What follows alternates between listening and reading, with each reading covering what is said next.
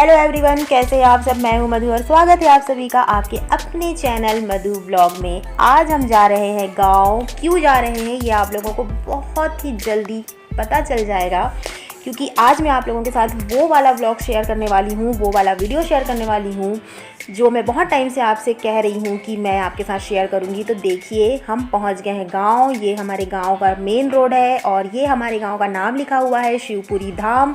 ये जो साइड में आपको व्यू दिख रहा है, ये हमारे वही खेत हैं जो आपने मेरे पिछले ब्लॉग्स में देखे हैं। हम पहुंच चुके हैं गांव और बहुत जल्दी आपको पता चलने वाला है कि हम क्यों आए हैं। ये जो पीछे मकान दिख रहा है, ये हमारा ही घर है और ये आ गया हमारा कोठार, हमारी बाड़ी, ये आ गया हमारा मेन गेट। अब हम एंट्री करने वाले हैं।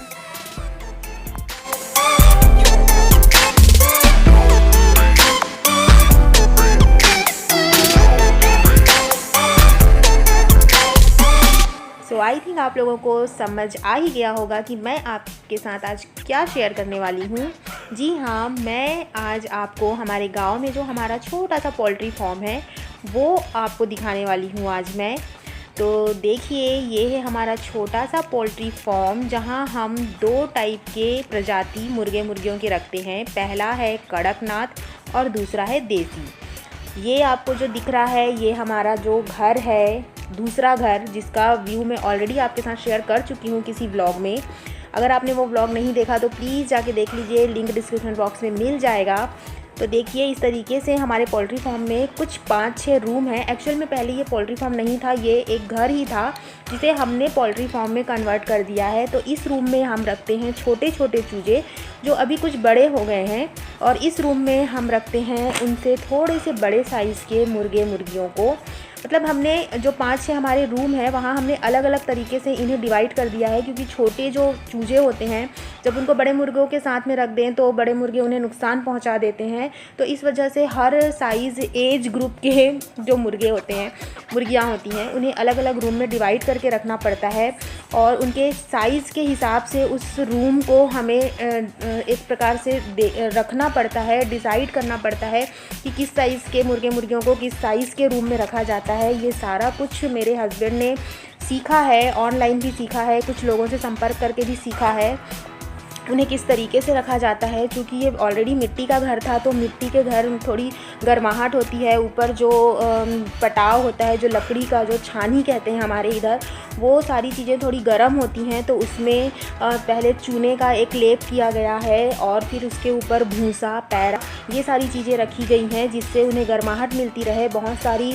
लाइटिंग की गई है, फिटिंग की गई है, बल्ब लगाए गए हैं जिससे उन्हें गर्माहट मिलती रहे। ये देखिए, एक मुर्गी अपने अंडे सेक रही है। तो इस तरीके से यहाँ पर बहुत सारे मुर्गे मुर्गियाँ हैं जो कि 2 वैरायटी की है, आपको मैंने बताया ही। चलिए मैं आपको कड़कनाथ के बारे में थोड़ा सा बता देती हूँ।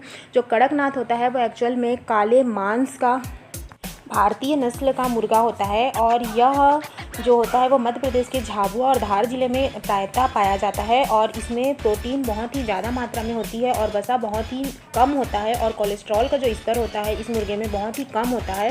इस वजह से इसकी जो डिमांड होती है वो काफ़ी ज़्यादा है और साथ ही साथ मतलब ये खाने में काफ़ी फ़ायदेमंद है, इसलिए ये बहुत ही अच्छे रेट में बिकता भी है और इसे खाने से हमें बहुत ज़्यादा ताकत भी मिलती है। साथ में इसका जो अंडा होता है वो भी ऑलमोस्ट ब्लैक कलर का ही होता है, प्योर वाइट नहीं होता है। ये मैं अब आपको दिखाती हूँ कि हम हमारे घर में ही अंडों से चूजे कैसे निकालते हैं। देखिए, ये जो छोटे छोटे प्यारे प्यारे से चूजे दिख रहे हैं, ये हमारे घर के ही मुर्गियों के अंडों से निकले हुए, घर में ही जो एक हैचरी मशीन आती है, इन अंडों से चूजे निकालने की एक मशीन बनाई गई है। क्योंकि हमारा साइंस जो है वो बहुत ज़्यादा डेवलप हो चुका है। तो ये उनका बॉक्स है जिसके अंदर छोटे छोटे बच्चों को रखा जाता है। किस तरीके से व्यवस्था की जाती है आप देखिए, ताकि उन्हें गर्माहट मिलती रहे। ये सारे वो अंडे हैं जिसमें से ऑलरेडी चूजे निकल चुके हैं।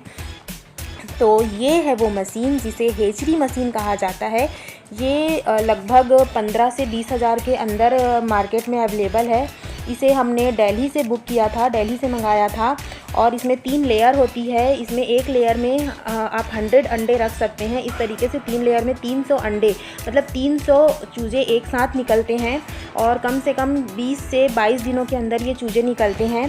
तो देखिए अभी मेरा बेटा इन्हें पानी दे रहा है। इनका इस तरीके से कंटेनर होता है जिसमें पानी और चारा दिया जाता है छोटे बच्चों को।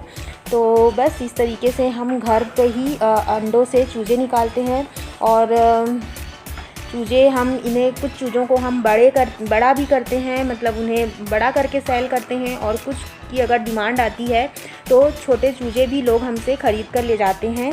तो दोनों तरीके से हम इन्हें सेल करते हैं, छोटे चूज़े भी सेल कर देते हैं और जब कुछ अच्छे टाइप के अगर इन्हीं में से चूज़े निकल जाते हैं तो हम उन्हें बड़ा करने के बाद सेल करते हैं। तो ये था आज का मेरा वीडियो जो मैं आपके साथ काफ़ी समय से शेयर करने वाली थी, अपने छोटे से पोल्ट्री फार्म का वीडियो। आई जस्ट होप कि आप लोगों को आज का मेरा व्लॉग ज़रूर पसंद आया होगा। अगर पसंद आया तो प्लीज़ मेरे चैनल को सब्सक्राइब कीजिए और मेरे वीडियो को लाइक और शेयर कीजिए। तो चलिए मिलते हैं नेक्स्ट वीडियो में किसी नेक्स्ट टॉपिक के साथ। तब तक के लिए बाय, टेक केयर।